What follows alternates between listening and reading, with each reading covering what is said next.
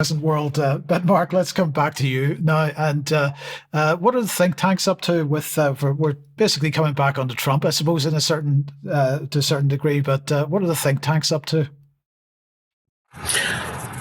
Well, Mike, I had a hunch that they'd be going kind of crazy and really, really stewing over Trump's inauguration. It's hard enough for them to accept that he got reelected, but here comes the inaugural. Oh no, it's real. This isn't some sort of globalist nightmare. This guy's really going to be president again. Well, I went looking around, and on this slide, the usual suspects out of the Chicago Council on Global Affairs, the former Chicago CFR, very busy. They do have the World Review with Ivo Daalder, the CEO of the Chicago Council, on a regular basis, but they're really focusing heavily on Trump. This one included Ivo interviewing Susan Glasser of the New Yorker, Philip Stevens.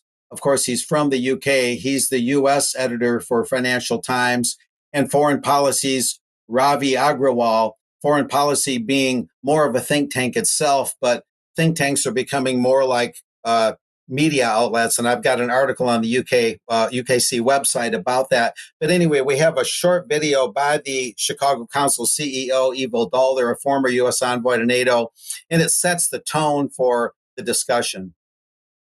Hello, everyone. This is World Review with Ivo Daalder, a weekly look at news from around the world produced by the Chicago Council on Global Affairs. It is Friday, January 10. Well, a little over a week in the new year, we've had more than a year's worth of news. Buckle your seatbelts for the remainder of this year. So let's start with some strange stories. The return of 19th century imperialism, or Donald Trump's threat to seize Panama, invade Greenland, and annex Canada. No, this is not normal. But Trump appears quite serious about his intentions, and we should take him seriously as well. So what do these intentions really mean for U.S. relations with allies? Remember, Greenland is a part of NATO, and Canada is a founding member of NATO. And what does it mean for the world? A couple of things before we go on to the next slide, Mike. He said that Trump might seize Panama.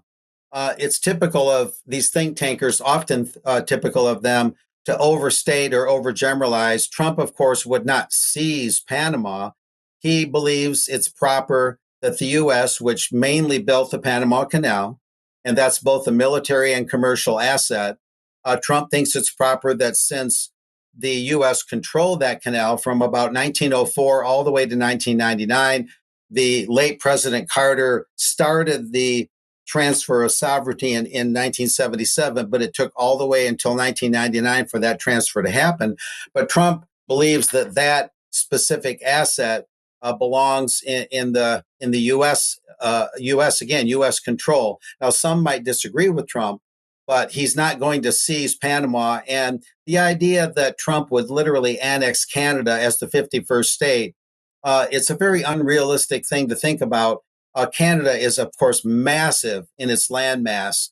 And to say that that whole country would be the 51st state when some of the provinces alone are the size of 3 or 4 U.S. states is just kind of some ridiculous hyperbole. I think Trump is more interested in Canada's philosophy, its ideology, the direction that it's going. But I have no reason to believe, from my long experience in journalism, that he would literally annex Canada. Now, Greenland, I've got some interesting things to show in a few minutes, but this next slide, I spelled out kind of what the think tanks are looking at. Is Trump a plain old isolationist wanting a fortress America, and then the Atlantic Ocean is just a moat around the U.S. castle? Or is he a great power imperialist bent on seizing lands and assets hither and yon? Or, and probably this is the most likely one, is he a Monroe Doctrinist wanting to reinstate the 1820s Monroe Doctrine and reduce worldwide policing by the U.S. and mainly police and control the Western Hemisphere? That's the most likely one. The think tankers are considering all of these options. And I put also on this slide, amid an expected increased emphasis on Latin America, how does this all fit together in its norm-busting, bullying way? And that's what one of the guests for Evil Dollar had to say, that Trump is norm-busting and bullying. And that statement was from Ravi Agrawal of Foreign Policy, the editor-in-chief there. And like Evo Dollar, he is under the impression that Trump is literal to the core in everything he's saying. And he said, quote, "You're right. We should take Trump literally and seriously," to use Peter Thiel's line. And I'm not exactly sure what Peter Thiel said about that.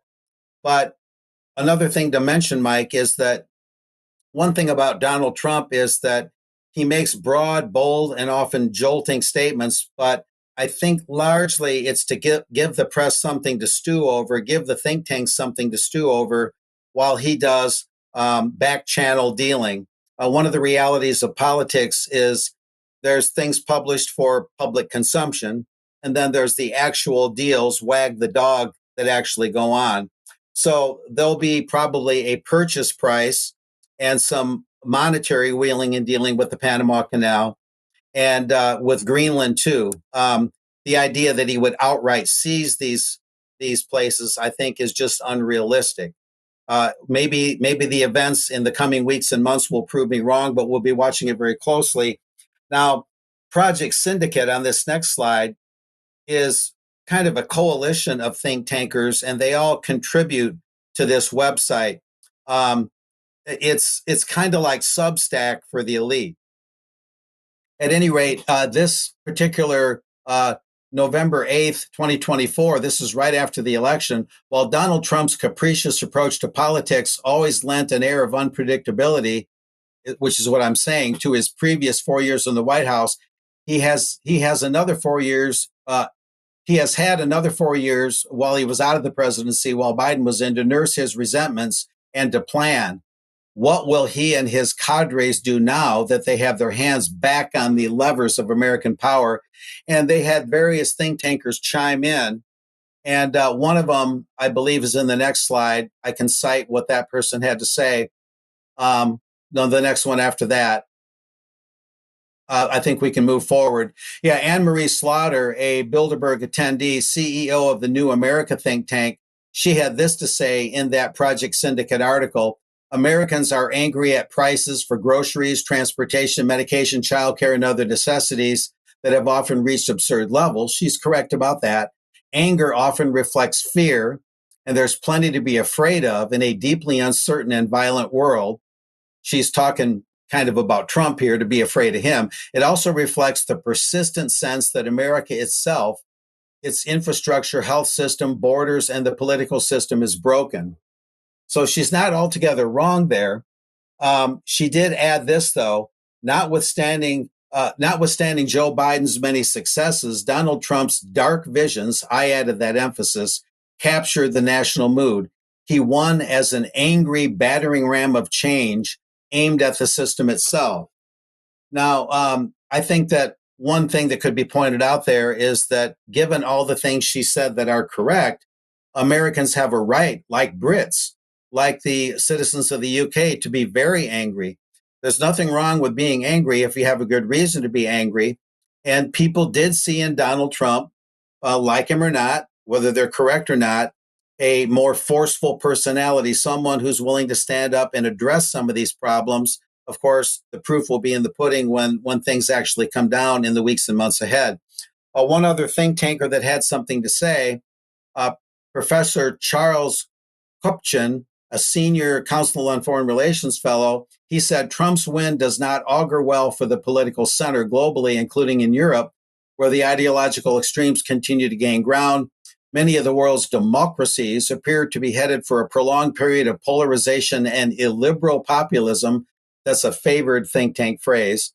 With the U.S. leading the way, Trump's return to power, I emphasize, should therefore serve as a wake-up call, prompting urgent efforts to tackle the factors that have hollowed out political centrism and fueled the growth of strident populism. Something that's very incorrect about that statement is populism in its most common forms is the political center. It's not far right or even far left. Characterizing populism as far right is largely incorrect. Now, one thing that I found very surprising, and I'll wind up here, Mike, is it's not real well known, in my estimation, that the U.S. already has a military base in Greenland. So this opens kind of a new range of thinking, a new line of thinking. It's called Pituffik, if I'm saying it right, Pituffik Space Base, the U.S. Space Force that Trump created. They have a base in northwestern Greenland. They call it the top of the world. There's a picture of their sign there.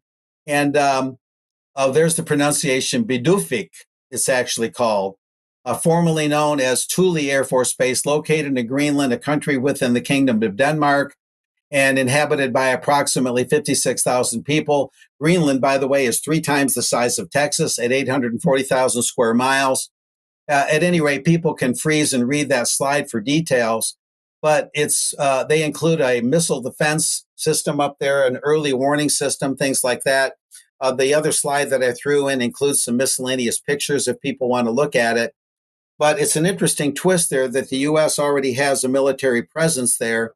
So chances are Trump, if he doesn't buy buy Greenland outright from Denmark, would simply expand or extend the existing military presence there, and probably work out concessions for the prodigious amount of natural resources that is there. So there's a lot of nuance involved, and I'll be watching this very closely when Trump gets in and see what he actually does compared to his rhetoric, rather than jumping to conclusions like the think tanks. Thanks, Mark. Debbie, let's come back to you then.